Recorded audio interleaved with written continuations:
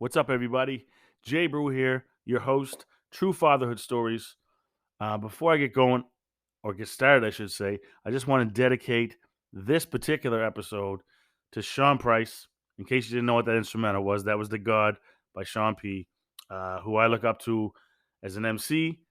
Never had the pleasure of opening for him, but we did go to one of his shows once in Toronto when we had a night off from tour, myself and class and the boys. Um, and just humble guy, man. For who he was an OG, God status sort of rapper in my eyes. And he probably spent like 3 hours outside just talking to fans and you know anyone that tried to rap in his face, he just kind of told them to go away. He wasn't big on that type of stuff, but just a real dude, man. If you follow his career or his music, this guy drove the bus, or he rode the bus, I should say, to the studio. He wasn't really hung up on, material things. So no matter how much money he had, he wanted his family to just grow and to know that, if you're a real dude, it shines highly upon you and comes back tenfold. So he did pass away in 2015. He was a father to 3 children. That's why I'm tying this in here, because everything I've read and seen through interviews through his family, he was just a superior person to be around. So shouts to Sean P. I also want to give a quick shout out before I start to Chris and Truth, my two homies who I guess no, I'm not a co-host. Chris is the host. But the three of us have the 10 Count, which is a podcast, a subsidiary of My Name is Cyril, which is Chris Cyril. So we talk weekly about the fight game, basically combat sports, from wrestling to MMA, boxing, bare knuckle, the Jakes and Logan Pauls, the weirdo fights like that. We talk everything. But I'll give a shout out to Chris and Truth because tonight's episode, which is episode 2, again, as I mentioned before, is my 10 count. So what I'm going to do is I'm going to take 10 ideas or 10 ideals of parenting, and I'm going to have my own little 10 count here. So here we go. So here we go, guys. The 10 count, dad style. So the True Father's version of the 10 count. Again, shout out to Chris and J Truth. I do want to explain that, with all the knowledge I've gained from doing this dad work and the father involvement work, I've come across a lot of blogs and podcasts and things like that. I do want to make my podcast different. So I do think you're not going to hear another podcast like this. This episode in particular, although I did mention the first episode was going to be interview based, I wanted to do a couple ones like this too. So I'm going to do one out of every 4. So maybe once a month where I just have my own little 10 count. Now, one website in particular that I really do enjoy is allprodad.com. I signed up maybe 2017, 2018. Basically, sends you an email every day with just hype stuff. It hypes me up to be a dad when I get these emails. Now, I don't always get to read them every day, so I will sort of maybe catch up every couple of days. But yeah, just total motivational sort of things about being a dad. So I actually broke down one particular article they have, which is called 22 Discipline Ideas for Dads. So this is the 10 count. So I'm going to take down sort of 10 and go at 10 that I really, really enjoy. And I'm going to break it up. So the first 5 are going to be 5 sort of discipline ideas that I think I'm really good at. And then the next 5 will be, sort of just 5 that I really need some work on still. So I'll just get right into it. So 1 is to cut down the warnings and don't ever count. Now, just to give you an example, my son Levon, who's 6, super ADHD, super hyper. Now he is undiagnosed, but we are in the process of getting him diagnosed. But I'm pretty sure he has it. And then Junior, who's 3, is in his terrible 2 3s. So warnings don't really serve Junior a purpose. So the reason what this title says cut down the warnings and don't ever count. So, for example, if I give Levon an 8, 8 times I go at him and say, hey, don't do this or I'm going to do this. Don't do that or I'm going to take this away. Basically, if you give them 8 warnings before you sort of enact the discipline, then they learn to start responding only after 6 or 7 times. Now, like I said, these first five are things that I really feel I do well at as a dad, as a father. But maybe wasn't always like this. This is just something. These are five of my strengths, I should say.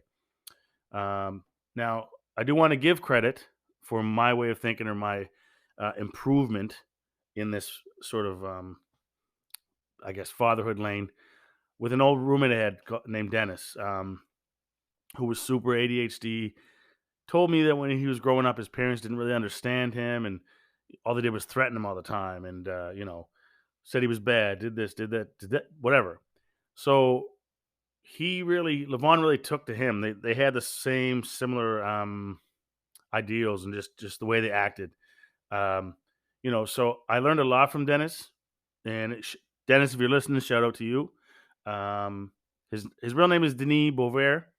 We call him Dennis because this is how it is in North America. We take the French dudes and chop their names into English. It is what it is. But yeah, I give Dennis a lot of props, man. If you are listening, you did help me and taught me a lot when it comes to Levon. So basically, the biggest takeaway I took from Dennis was just to take the phone away or cut the game off. Because Dennis told me growing up, his parents were yelling at him all the time and just, threaten, threaten, threaten, threaten. And I used to sort of be big on the threat side as being a dad. Um, but yeah, I really just learned to kind of buckle down and just take it away. And with Levon, he's very, very into electronics and things like that. So if I'm like, yo, we're leaving in a minute here, put the phone away, or I'm going to do this, or put the phone away. Da, da, da. It doesn't work. Like I said, he has super ADHD. I have to physically go take the phone from him, and then he understands. Oh, geez, okay, so we're leaving. All right, cool. Because as most of you know with kids, when they're on the electronics, they don't even know we exist in this world. Um, but it's the same as counting too. So, I used to do this actually when Levon was maybe junior's age, 2 or 3. And I still catch myself doing it once in a while, but for the most part, I cut it out. And that's just counting. So, like, give them a 5 count. So, um, get off that phone, or I'm going to go 1, 2, 3, 4, 5. I mean, it sounds okay. I've seen other parents do it. The mother of my oldest, Devonte, no, we don't have a relationship. We don't speak or anything like that. But when he was younger, I did see her doing that as well. And that's not to knock her because I've done it too. I'm using that example because I've seen her do it. So the counting, which a lot of people will tell you, is beneficial, but I don't think it is. And this article sort of speaks on that. So just take the game away, the phone away, take whatever. Don't do the count. If you give them the 5 count, they're going to wait till 3 or 4 before they even move, right? So that's one. Cut down the warnings and don't ever count. Number 2 is link the consequences directly to the problem behavior, which really means explain clearly why you're doing what you're doing. So in my house, for example, Junior hits and thinks it's funny. So I'll take his car and say, I'm taking your car because you hit me with it. And believe it or not, he's 3, but he understands, right? So sort of to pepper that into Levon's life, where he's a bit older and maybe understands things a little bit better. Um, he's he's just a messy kid. He leaves snack wrappers around all around the house. So I'll give him the okay, okay, buddy. I've asked you not to leave wrappers or garbage around the house. Now you're going to help me clean the entire house, or a specific clean, like whatever room, um, you know, that takes a while to clean. And then he sort of understands, like, oh shoot, I'm doing this because I left the wrappers all around the house again. And I will get to it later, but surprisingly, Junior, who's 3, is a lot neater than Levon, who's 6. And some of that comes from the ADHD, the symptoms I've been reading, but yeah, we'll come to that later. Um, this one I'm actually really good at. I feel like is one of my top attributes is the no bribes. So All Pro Dad, they really believe in no bribing. So I can't lie, I used to be bad for this in the beginning. So for like things like cleaning, or doing anything like with Levon, for example, I know he doesn't want to do, but it's just easy, like to bribe them. You know what I mean? Like, oh, I'll go take you for an ice cream if you do this. We'll go to McDonald's if you do this. Really, that only teaches them that they get a reward for doing just about anything, and they will demand it. Trust me. Um, Both my younger sons do this all the time. They'll come at me. Well, you said this and you said that. It's not that I'm bribing them. It's just like kids just literally don't forget. Um, I did tell LaVon. So I had all three kids today, just to put some perspective on it.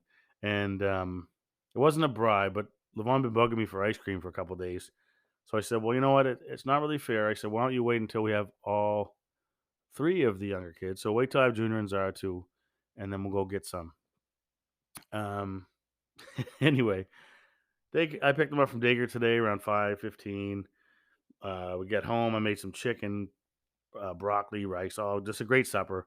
And anyway, the kids are all going to bed, and Levon looks at me with a sad face and says, "Daddy, I thought we were going for ice cream when we got Junior and Zara back." So, uh, just a reminder, guys, if you have a kid of any age, they don't forget nothing. So yeah, let's keep moving on here. So that was number three, which was no bribes. Number two was link the consequences directly to the problem behavior. Now, four is reinforce positive behavior. Um, Now, again, going back to my fatherhood involvement work, I actually was a parent educator um, with the North End Parent Resource Center. They spent lots of money on training and things like that to give me the tools to one facilitate parenting classes. I was also trained to do a bunch of other things, but one of the things I was trained for with a couple of different courses, like Nobody's Perfect, and many other parenting programs, was just to facilitate these and train other parents and give them the tools to successfully raise their kids and be good partners too. Now, the best part of the training was it also taught me things too. So now, just an example, I'm super old school, always have and always will be. One thing I do like about parenting, which I don't think as many people agree with what I'm about to say, but you are the parent, and what you say goes. Um, I see it. I mean, social media is bad, but back in the day when I was a kid, it was the grandparents and the aunts and uncles trying to tell people how to raise their kids. Nowadays, it's Facebook. Um, but in saying that, I'm super old school. I don't like the participation medal generation. I'm not saying generation as in certain people. I'm just saying the whole participation medal sort of genre of things. But in saying that, I do try my best to, for example, I'll say, "Hey, Junior, good job putting that container in the garbage, buddy. Thanks." Um, Now, again, I mentioned before about Levon being a little bit on the messy side. Junior will pick up after himself a little bit more than Levon. But yeah, I thank him for it. He's three. He goes and he does it. I started to notice that he'll ask me to do something and thank me for it too, which is really cool. Just sort of see that in reverse. But honestly, as a 3-year-old, he has great manners. He picks up after himself a lot. He becomes a psychotic maniac sometimes when he's uh, into his terrible three tantrums. But now with Levon, the biggest example for me right now is music. So I don't know if I spoke on this the last episode, but my son Levon is working on his debut record, debut EP, called "See Me at the Playground." Now, the biggest thing I'm proud of with this is, and I've been saying this for probably 3 weeks now. If anyone can prove me different, that's great. I'll submit my um, submit my application to the Hall of Fame for this. But I'm pretty sure that myself and Levon will be the first father son rap team, or just not a rap team, but the first father and son to release albums in Canada. Now I know there's Master P and his son. I'm sure there's many in the states, but as far as I know, there's none in Canada. I'm pretty sure we're the first ones. But in saying that, he's catching on really well. He's super talented. He's been in the studio since he's been a baby, so he's used to it. So he's catching on really quickly, which I'm super proud of. But just to give you an example of this reinforced positive behavior. Now, this isn't even a behavior, but it's something that he checked me on the other day, and I woke up quickly. So the first song we recorded, um, I could tell he wasn't super into it. He was having fun, but every time he would finish recording a part and I press pause, I would jump up and down. So proud, so proud. I'm having fun. Um, good job, buddy. Oh, this is amazing. Listen to it. And I let him listen to it, and then we record the next part. Um, so in saying that, going to the next song, I'm thinking of it as not the dad, but the engineer now. So I'm recording, and he's like, "Daddy, why aren't you jumping? Didn't I do good?" And it just made me think, you know, now this topic here, number 4, is reinforced positive behavior. This isn't the best example of that because I'm not reinforcing a behavior here, but he noticed something that made me check myself as a father. Okay, in order for me to keep him interested, I set the bar high with the first song by jumping up and down and being excited. So now, for me to keep him interested, I'm gonna have to keep doing that, right? So, perspective with everything. Um, but I guess the other side of this is we spend so much time criticizing negatives that not enough time is spent complimenting the positives, right? So, a heartfelt comment, now I'm reading verbatim off of All Pro Dad, but a heartfelt comment like, "I'm so proud of you when I see you cleaning up your toys." Something like that goes a long way. Now, I know, especially with Levon, where he's a little more on the hyper side, um, with the ADHD, I should say, he's very, very sensitive. It just let me just put it that way. Very sensitive boy. So when I just see him light up when I'm like, Levon, thanks for doing that, buddy. Or, he's not the best listener. Um, so if I say, Levon, thanks for listening, I appreciate that. It sort of sparks something in him, right? So that was number 4, reinforce positive behavior. Number 5 is don't play games. Or sorry, play games. The number 5 is play games, which is something I'm real, real good at. So competitive, you have no idea. If anyone knows my family, the Bruces, just I man, so competitive. I'll get to that in a minute, but um, with 2 boys being 6 and 3, my oldest is 18. He's not really in the picture the way these 2 guys are, but they're very close in age. I make everything, and I mean everything, a competition. I want them to clean the room up. Hey, fastest one wins. Now I know what you're thinking. Levon's 6, Junior's 3. So Levon's going to win 99% of the time. Yeah, he does. He really does. And most people say, "Oh, the younger kids lose, and it's going to make them want to quit." You haven't met Junior, bro, or ma'am, whatever. Junior thrives on competition. It's man, he's like the toughest little 3-year-old. Now he's in his like whiny, sooky, tantrumy sort of 2s and 3s, but the kid's tough as nails, and he hates to lose, but he doesn't really like sook about it. Most kids like they'll lose a foot race or something and they'll cry. Junior like wants to race 20,000 times until he wins. Like, so I just see, you know, there's something in him, and a lot of parents out there, if you're listening, you can see that stuff early. You know what I mean? Like Levon is the more slim, tall, um, maybe not as rugged or tough. Initially he might change. Who knows? He might become the next Anderson Silva. I don't know. But he seems more suited to speed, like track and field, soccer, football, as a receiver, something like that. Where Junior is just rough and rugged, like he's short and stocky. I don't know what he's going to be. If he grows up to play sports, I feel like he's going to play like the tougher sort of sports. But he just thrives in that competition. Um, Now, even me, I pin them two against each other, but I also play games with them. Play games with them because Junior, when he doesn't want to do something, he does not want to do something, and he's so slow. Like literally everything he does is slow. Um, so I just make everything a race. So I take him to daycare. Packed parking lot. Got the baby. Got Junior holding my hand. He's slow, slow, slow. I'm like, Junior, I'll race you to the door. Boom. Did that about maybe 4 months ago. Now every day we get out of the van or we get out the bus, however we get to daycare, that boy sprints to the door. And so cute. I won, daddy. I won, daddy. I'm like, all right, cool. Okay. You know what I mean? So just those little type of things, it just helps, right? I see him being slow. I'm like, what can I do? Right? Whether it's the daycare, whether we come into my apartment and we're coming down the hall, he's sort of dilly dallying, looking around. I'm like, Junior, I'll race you to the door. Boom, we're good.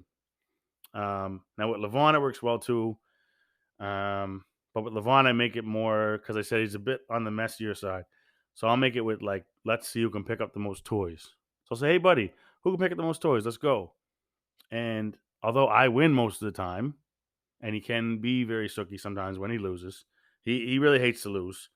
But I don't mind that, you know. I remind him there's always going to be a next race, always going to be a next competition, and the ideal I take away from me treating my boys like that, and my girl when she's old enough, is the competitiveness of my family. Is just it's there, it's prevalent, it's always been there. But one, I guess, one story. This is true father's story. So one story I'll give you is my dad. Um, Never let me win at anything, and if anyone knows my dad, Ross, great dad, great guy, things like that. But he was so competitive, and whether it was pool or basketball, baseball, like he did not let me win foot races. So I'm not even joking. I remember the day. It was July 5th, and I was 13 years old. First time I ever beat my dad at one-on-one in basketball. And just to show you the level of excitement, okay? So I went down with a couple of my friends to play basketball. We played every Saturday, Sunday, um, at the Lions Court. Yeah, the Lions Court in Bedford. So it's down the waterfront. There's a pool there. We go down on Saturday, Sundays, whatever, and we just play ball for hours and hours and hours. So one day my dad comes down. I think I was getting in trouble for something, to be honest with you. And he's like, "Yeah, okay, let's play some ball then." Like, "Huh, okay." Now I come down as usual. I got my kit bag, my shoes. I don't ever wear my basketball shoes down there. I put them on when I'm there. I got a bag. I think I had like a little rope chain. My like junior high girlfriend gave me. Whoever gave it to me, I don't remember, but I remember having this chain on, and I took it off, put it in the bag. I was so excited from beating my dad, and I beat him 11-8. And I never forget. It was.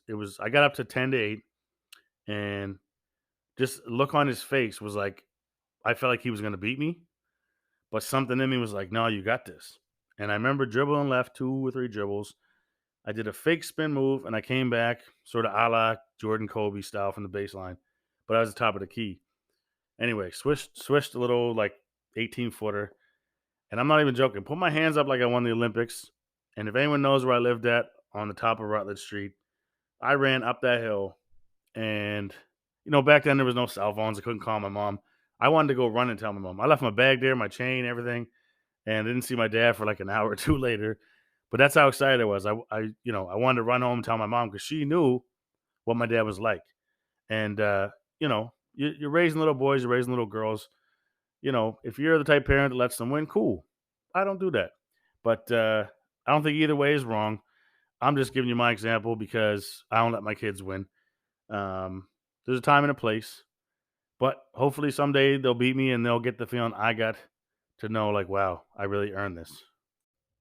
All right, all right. So that was Heartburn by Sean P. The beat. Um, if you're not a big Sean P. fan, you might not know that song, but Heartburn's one of my favorites. There's just, yeah, I'm not gonna get into it, but I suggest you go listen to it, even if you're like a general hip hop fan. You're not really totally big on Sean P. Go listen to Heartburn by Sean P. So anyway, let's get back into this. So to recap, I did the first 5 of my 10 count here, the fatherhood 10 count, for discipline ideas. So the first 5 I felt like I was good at. Cut down the warnings, link consequences directly to problems, no bribes, reinforce positive behavior, and play games with them. So now, which is a hard thing for dads and men in general, is to admit things they're not good at. Now, these next 5 things, I'm not saying I'm not good at them. I'm just saying there's room for improvement. So let's get right into it, really. So number 6 is a short memory. So this is probably the one I feel like I need to improve on the most of these next 5 here. So the premise is basically once the punishment's over, just go on with your life. So once they suffer the consequence of it, once they suffer the consequences of their actions, drop it and move on. I think growing up, like I said, my dad was a super cool guy. He was super old school though, and really hard on us, and strict and things like that. Um, so there was a lot of him and me when it comes to this part of my parenting, and I am working on this um, because it's just something I really feel like deeply in my heart is one of the top things that I just need to improve on for my kids' sake, really. But I'll just give you an example. So um, recently, recently Levon kept reminding him on how much a brat he was being, whatever he was doing. I don't even remember what he was doing, but I could see he was getting frustrated with me, like constantly reminding him of his behavior. Um, it's not a good feeling as a dad, to see them sort of dejected and things like that. Um, but even with Junior has these crazy tantrums. Um, and it takes a lot of patience to discipline. I have a little baby, Zara, who's 1. She's running around crazy. Zip, zip, zip, never stops. Levon is like probably the most hyper kid you ever meet in your life.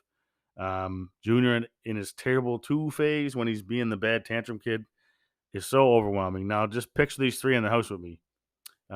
It can be pretty crazy sometimes. So, yeah, going back to Junior, with his tantrums, for example. Basically, once I discipline him for something, I mean, I try to ignore the tantrums, but if he's doing a particular thing I want to discipline him on, you know, once he's had that discipline from me, it's time to drop it and move on, right? So like I said, I have hassled Levon a little bit to remind him, which I don't really feel is that beneficial, for his psyche. But that's really why I'm here. This is True Fatherhood Stories. I'm being truthful with y'all because I'm just an honest guy, man. And if anyone can learn from what I'm saying, I hope even if I can reach one dad, that's what I'm here for. So 6 is short memory. 7 is be consistent. So I'm not going to go on the stats. I'm a big on stats guy in the sports world. I've given presentations on fatherhood and father involvement all around the Maritimes, really, mostly virally now because of COVID. But a high percentage of kids nowadays have 2 households: mother's house, father's house. And it's the same with my kids. So just for example, Levon's mom is a bit softer on him than I am when it comes to certain disciplines, and I mean that's cool. Each has their own different parenting style. It's the same with Junior. Junior sees different sort of disciplinary style at his mom's than he does here. Excuse me. Now, I don't know the difference because I'm not in the house when I'm not there, but I am a little bit harder on Junior as well sort of go with the Levon narrative too. So, again, that's okay. The thing with being consistent is that children are so smart and they learn.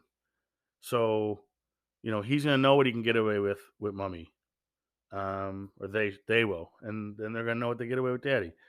Just to throw an example into this, like Junior is like wakes up in the morning, gummies, daddy, gummies, gummies, mommy, gummies. Like the kid loves sugar. I don't know what to tell you.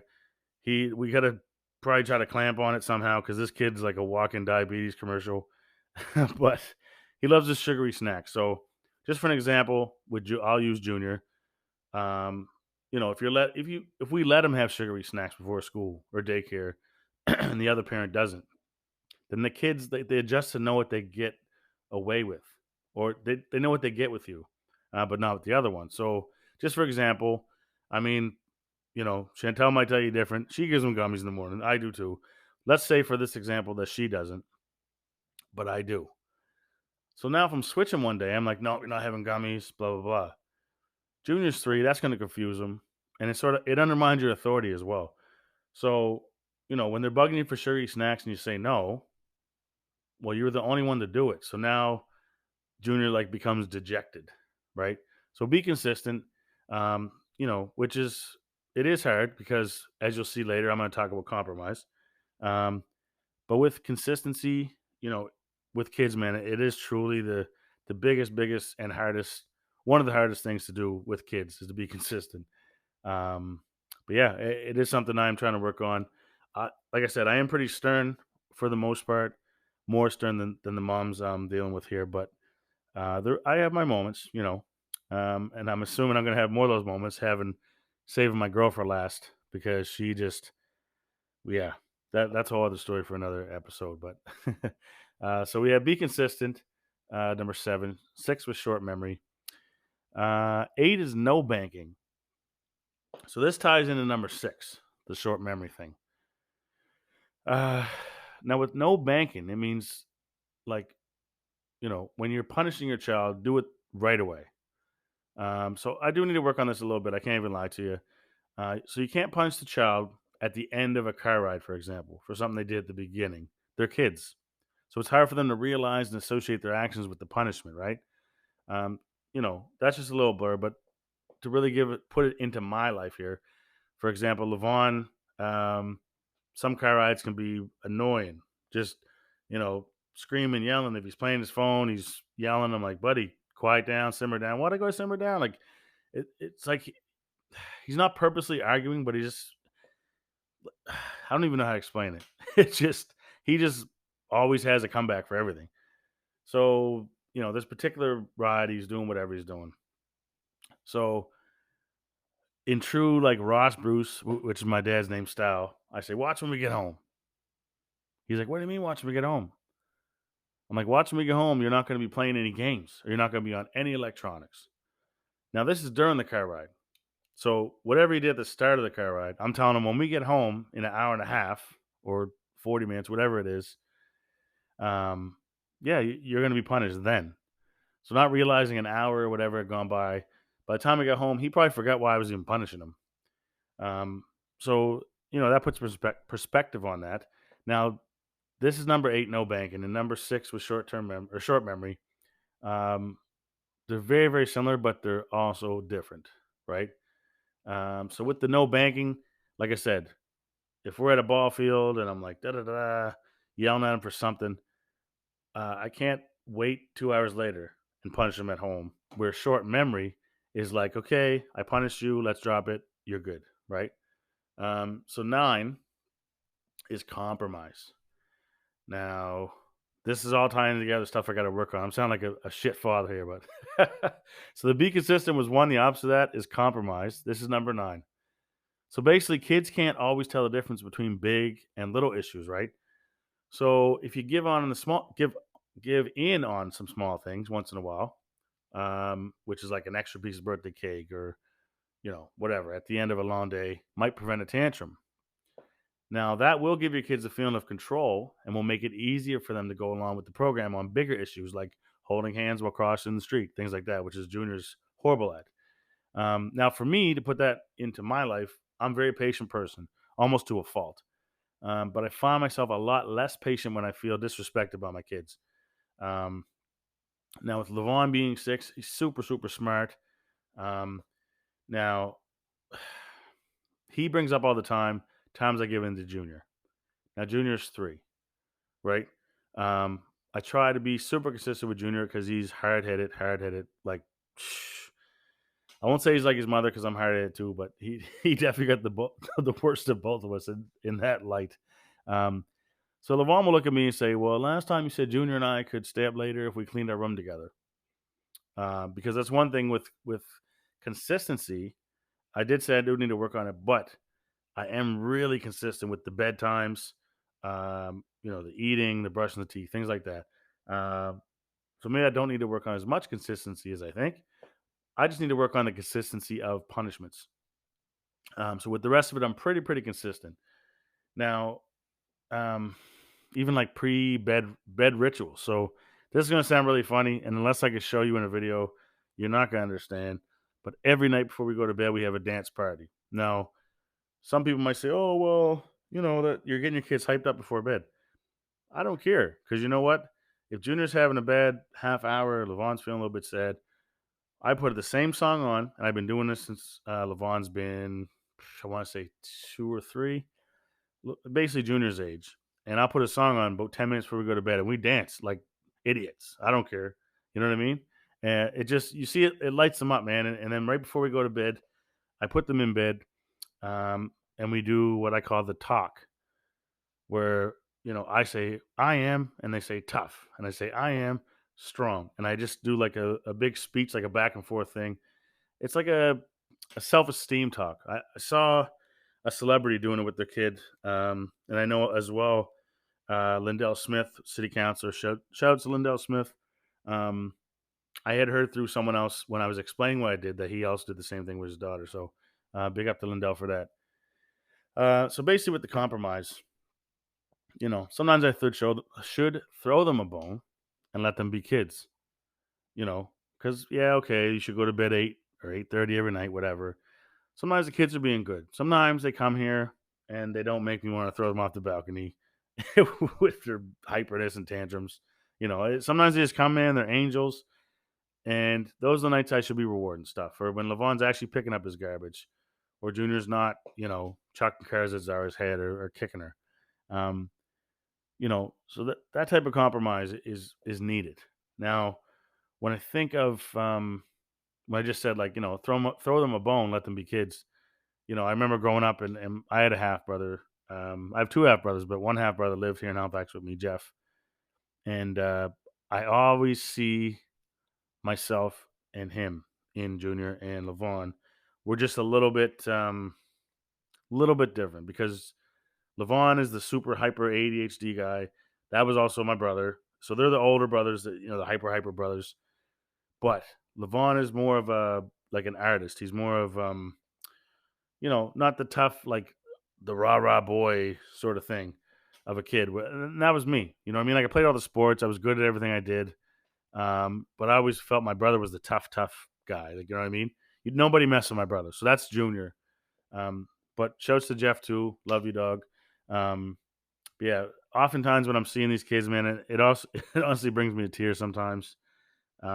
Just watching them because it reminds me and Jeff, and even more so too. Sometimes I had two cousins, Kevin and Peter. Kevin's passed away.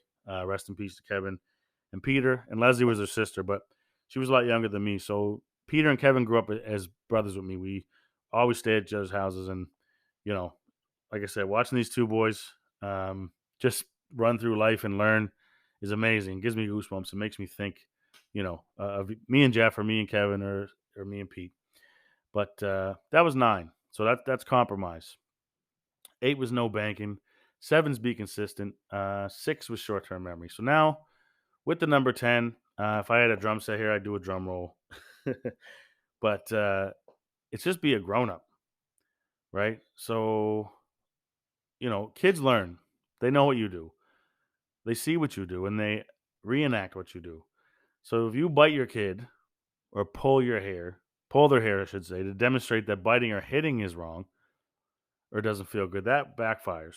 Um, Now, All Pro Dad literally has this sentence verbatim and then says guaranteed. And I can honestly say myself and Chantel made a huge mistake with Junior, especially with him being a little tough and rough like kid, because he would throw stuff at us and we would throw it back. And we both did it. I probably maybe did a little more than she did. So, again, these 5 here were me, things I need to improve on. So now I don't really do that so much now, to be honest. But when I'm reading these blogs every day and I'm listening to podcasts or watching interviews with dads, this is always one that I find most of the dads fall victim to as well. And I think it's just, for me, it's getting out of my old school way I was raised. But yeah, so number 10 is just be a grown up, right? So they're throwing stuff at you, they're hitting you. The last thing you want to do is hit them or throw stuff back.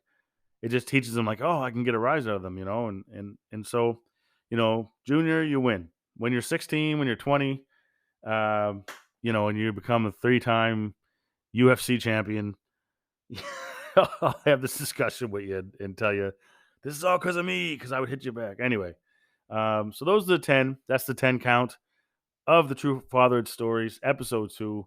I do have a wild card though, just to obviously make myself a little more difficult for you guys. I know it's been quite a long podcast, so thanks for listening. If you're still listening here, but my wild card is to set a good example. Now, the reason I didn't put this up in the 5 is because the top 5 of things I thought I'm good at, this is probably head above the rest. So set a good example. So if your children see you in acts of violence, for example, or acting out in toxic ways, they learn that behavior, right? Um, and they'll treat their future mates the same. So I always treat the mothers of my children with the utmost respect, especially in front of their kids, in front of my kids. Um, Now, I've had my moments with, I was going to say, I have three baby moms, in case no one knows. The, the mom of my oldest son, we don't really speak, we're not speaking terms. I don't really speak to her very often. But the moms of my three youngest kids, we've made mistakes. We've had fights. We've had this and that. But I can guarantee you, with my life, or if I had $10 million, I bet $10 million, you cannot find one time I raised my voice in front of my children or acted out in sort of violent ways or anything like that. Just toxic behaviors. I just don't do that. So for me, it's like everyone knows me as the smiley guy. Oh, J-Bru is so nice and da-da. And I really am, but like I don't have to try to be a good guy. Do you know what I mean? So I just am. It is who I am. So I don't go out of my way to do that. But one thing with me is I really, really try to instill my values in my kids. So I feel like, my kids are going to be a piece of me, right? Um, so I would hope that they're going to be respectful, uh, you know, people as they get older. Not every child is, but, you know, they're not going to learn those toxic behaviors from me. So in saying that, they're going to learn my values, but they're not going to see me out in public with this person, that person, how I act in certain situations. Except I want to bring them into those situations. So, for example, um, these type of values that I'm speaking on now, they're going to learn it because it's not something they're going to see with me at home. So, I've taken Levon to charity events, or we've gone to places where people less fortunate have received things from me. In case the general listener doesn't know, I run D.A.D.S Canada, Dads Against Double Standards Canada. We've done a lot of charity work. We've given like hot meals to homeless dads or just dads in need. And I've always tried to bring Levon when I can. I haven't brought Junior yet, but he has been to a few little events.